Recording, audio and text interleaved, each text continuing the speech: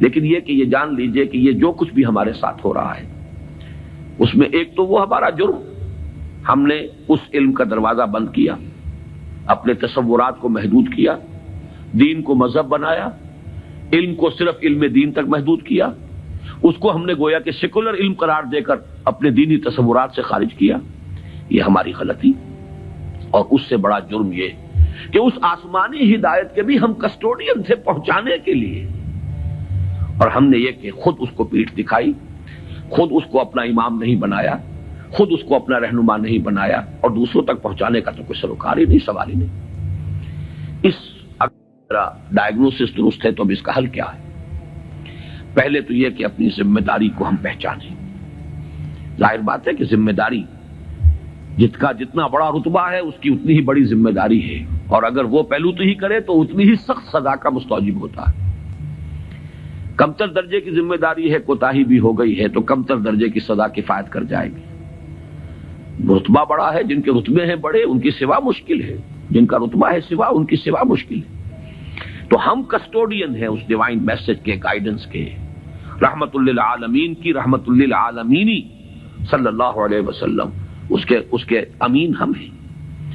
لہذا پہلا کام تو یہ ہے ہمارے سامنے کہ اس علم کے اندر، جس کے لیے میں اب ایک لفظ استعمال کر رہا ہوں، اسلامائزیشن آف نالج، علم کو دوبارہ مسلمان کرو۔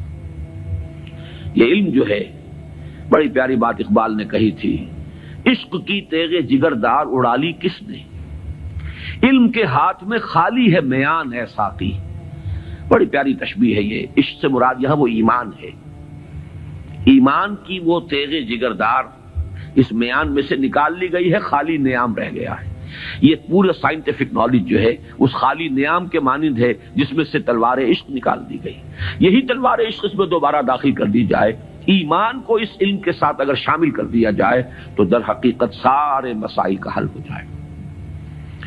تو پہلا کرنے کا کام یہ ہے کہ وہ فلسفہ، وہ حکمت، وہ علم جو انسان نے اپنی سورسز کے ذریعے سے حاصل کیا، اس کا صحیح ربط اور تعلق قائم کیا جائے اس علم سے جو وحی کے ذریعے سے انسان تک پہنچا۔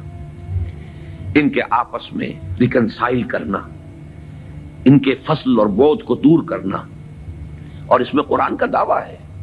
اور جو تھوڑی سی بھی واقفیت رکھتے ہیں، واقعہ یہ ہے مورس بکائی نے پوری کتاب لکھ دی کہ آج تک سائنس کے کسی بھی شعبے میں کوئی ایسی دریافت نہیں ہوئی ہے جس نے قرآن مجید کی بیان کردہ کسی شے کو غلط ثابت کیا ہو۔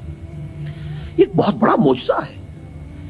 جیسے قرآن کے اعجاز کا اس وقت سب سے بڑا مظہر کیا تھا کہ تمہارے ہاں بڑے سے بڑے فصیح اور بلیغ اور بڑے بڑے خطیب اور شاعر موجود ہیں، اس قرآن جیسا کلام موضوع کر کے لے آؤ۔ اگر تمہارا خیال ہے کہ یہ اللہ کا کلام نہیں، محمد کا اپنا کمپوزڈ کلام ہے، تو لے آؤ، فاتو بسورۃ من مثلی۔ اور کوئی جھوٹ موٹ کو بھی کوئی جرات نہیں کر سکا، اتنی ان کے اندر کم سے کم شرافت تھی، کوئی جھوٹ موٹ کو بھی سامنے نہیں آیا کہ کہتا کہ یہ ہے، میں کلیم کرتا ہوں کہ یہ قرآن جیسا ہے۔ اسی طرح آج کا سب سے بڑا معجزہ یہ ہے کہ قرآن مجید 1400 برس قبل کی کتاب، اور آپ کے شاید علم میں ہوگا ٹورنٹو میں، کینیڈا میں، جو وہاں کی یونیورسٹی ہے، اس میں جو ایمبریولوجی کے جو سب سے بڑے ماہر ہیں، جن کی کہ ٹیکسٹ بک پوری دنیا میں چل رہی ہے ایمبریولوجی کی، علم جنین، حیران رہ گیا ہے وہ شخص کہ 1400 برس قبل، جبکہ ابھی مائکروسکوپ کا کوئی وجود نہیں تھا، اتنی کریکٹ ڈسکرپشن ایمبریولوجی کے سٹیجز، اس قدر صحیح اس کی جو ہے ڈسکرپشن، یہ ڈسکرپشن کہ بچہ جو ہے ماں کے پیٹ میں 3 جھلیوں کے اندر 3 دیواروں فی ظلمات ثلاث پرورش پاتا ہے۔ ابھی تو کوئی ڈسیکشن نہیں ہوئی تھی ہیومن باڈی کے، یہ جو فزیولوجی ہے اور اناٹومی بھی اس کا علم انسان کو نہیں تھا۔ یہ حقائق کیسے آئے؟ اسی لیے قرآن کہتا ہے، اس کا دعویٰ ہے سنوریہم آیاتنا فی الآفاق وفی انفسہم حتی یتبین لہم انہ الحق، قریب انہیں دکھائیں گے اپنی نشانیاں اور آیات، آفاق میں بھی، ان کے اپنے اندر، اپنے نفس میں بھی، یہاں تک کہ یہ بات بالکل ثابت ہو جائے گی کہ قرآن حق ہے۔ پہلے ہمیں اسے برنگ آؤٹ کرنا ہے، اس کو سامنے لانا ہے۔ پھر یہ کہ وہ حکمت اور فلسفہ، اور ادھر سے ایمان، جس کو کبھی مولانا روم نے کہا تھا چند خانی حکمت یونانیاں حکمت ایمانی آرا ہم بخواں. کب تک یونانیوں کی حکمت پڑھتے رہو گے، اس کا فلسفہ پڑھتے رہو گے؟ کبھی قرآن کا فلسفہ، قرآن نے جو حکمت سکھائی ہے اسے بھی پڑھو. یہ ریویلڈ نالج ہے، یہ ریویلڈ وزڈم ہے، یہ ایکوائرڈ نالج ہے، یہ ایکوائرڈ وزڈم ہے. ان دونوں کے درمیان ربط قائم ہونا چاہیے، جو علم کلام کا موضوع رہا ہے ہمیشہ. آج ضرورت ہے ایک نئے علم کلام کی، اس لیے کہ وہ قدیم علم کلام جو تھا وہ اس فلسفے کے حوالے سے تھا جس کی بنیاد منطق تھی. آج جو علم کلام ہے وہ چاہیے جو سائنٹیفک ڈیٹا جو انسان نے کلیکٹ کیا ہے اس کے ساتھ صحیح ربط و تعلق قائم کرے قرآن مجید کا اور اس کی دی ہوئی تعلیمات کا. اس سے یہ ہے کہ یہ گیپ جو ہے وہ برج ہوگا اور اس کے اندر ایک توحید کا رنگ پیدا ہوگا بجائے سنویت کے. یہ علم اور یہ علم اور. ایک بڑی سادہ سی مثال میں آپ کو دے رہا ہوں. ایک بڑے نیک نوجوان تھے، یہ کوئی 10-15 سال پرانی بات بتا رہا ہوں. ایم ایس سی باٹنی انہوں نے کیا. ریلیجس ایکٹیوسٹ، بڑے میدان میں مذہب کے لیے بڑے جوش و خروش سے کام کرنے والے. میں نے ان سے پوچھا کہ آپ کا کیا خیال ہے ڈاروین کے نظریے کے بارے میں؟ کہنے لگے کفر ہے. میں نے تھوڑا سا پاز کیا، میں نے کہا ٹھیک ہے وہ کفر تو ہے، لیکن تم نے کیا ہے، وہ مجھ سے کافی چھوٹے ہیں عمر میں، میں نے کہا تم نے کیا ہے ایم ایس سی باٹنی. مجھے تو اس حوالے سے بتاؤ کہ جو اس بایولوجی کے فیلڈ میں اس کے لیے جو دلائل ہیں، جو اس کے لیے شہادتیں ہیں، جو اس کے لیے ثبوت دیے گئے ہیں، ان کے بارے میں کیا رائے ہے؟ تو بلیو می ان کا جواب یہ تھا وہ تو بہت کنونسنگ ہے. یہ ہے وہ سپلٹ پرسنالٹی.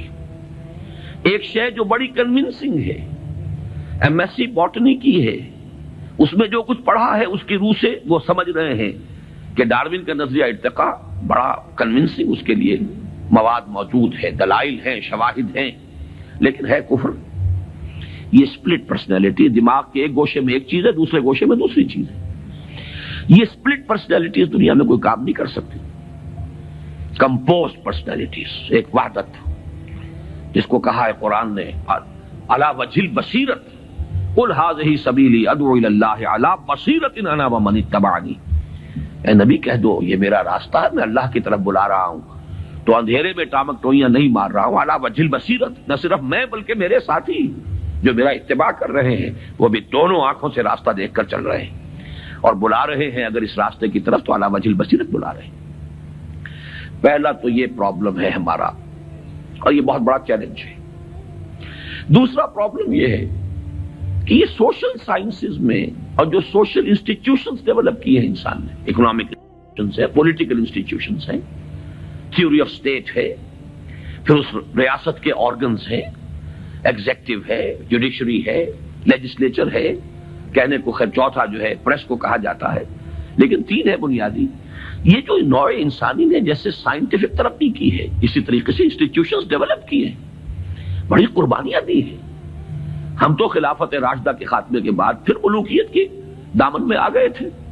وہی بادشاہی، وہی عیش، وہی محل، بغداد کے محل اور بغداد کی راتیں، وہ جو الف لیلہ، 1000 نائٹس آف بغداد، وہ جو کچھ ہوتا رہا ہے وہ ہمیں معلوم.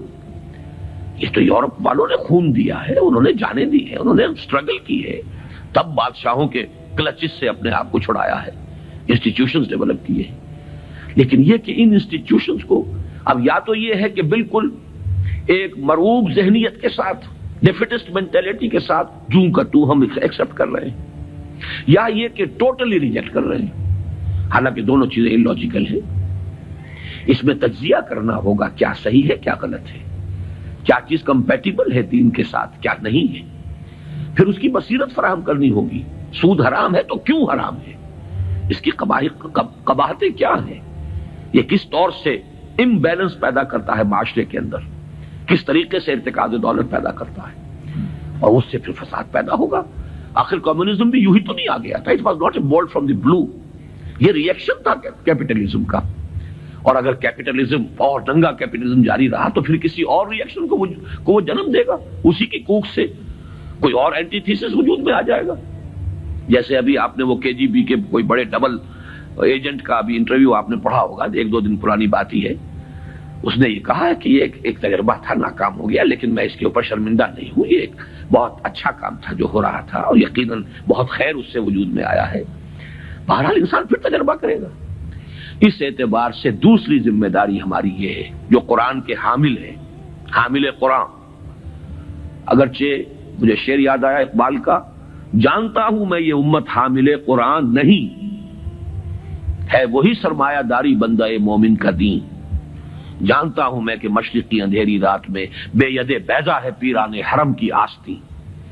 تو حقیقت تو وہ ہے جو اقبال نے کہی ہے، لیکن بہرحال سو کالڈ حامل قرآن تو ہم ہیں نا، قرآن کو ماننے والے، لیکن یہ کہ اس حامل قرآن امت کا دوسرا فرض یہ ہوگا جہاں ایک طرف ایمان کے حقائق کو سائنٹیفک معلومات کے ساتھ ان کی ایک ربط اور تعلق کو اسٹیبلش کرنا، وہاں دوسری طرف سوشل سائنسز اور سوشل انسٹیٹیوشنز کا تجزیہ کہ ان میں صحیح کیا ہے جس کو اختیار کرنا ضروری ہے، ان میں غلط کیا ہے جس کو اس میں سے مائنس کرنا ضروری ہے۔